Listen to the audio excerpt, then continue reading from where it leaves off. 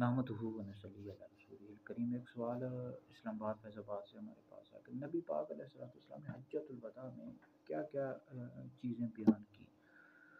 دیکھیں، حجۃ الوداع بھی پڑھ سکتے ہیں، حجۃ البلاغ، حجۃ الاسلام، یہ 10 ہجری میں نبی پاک علیہ الصلوۃ والسلام نے کیا ہے۔ میدان عرفات میں نبی پاک علیہ الصلوۃ والسلام کے ساتھ جو سامنے صحابہ کرام رضوان موجود تھے، 1,24,000 تھے یا پھر 1,25,000 تھے، مختلف روایات ہیں اس حوالے سے۔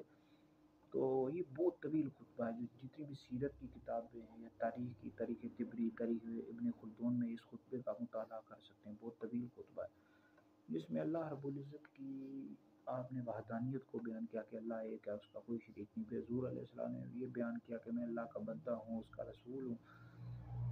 پھر حضور علیہ السلام نے یہ بیان کیا کہ کسی عربی کو اجمی پر کوئی فضیلت نہیں ہے، کسی اس طرح اجمی کو بھی عربی پر کوئی فضیلت نہیں، جو فضیلت کا معیار ہے وہ تقویٰ ہے۔ پھر آپ علیہ السلام نے بیویوں کے حقوق بیان کیے، یتیموں کے حقوق بیان کیے ہیں۔ پھر آپ علیہ السلام نے اس خطبے میں یہ بیان کیا کہ مسلمان کی جان، مال، عزت، آبرو جو ہے دوسرے مسلمان پر حرام ہے۔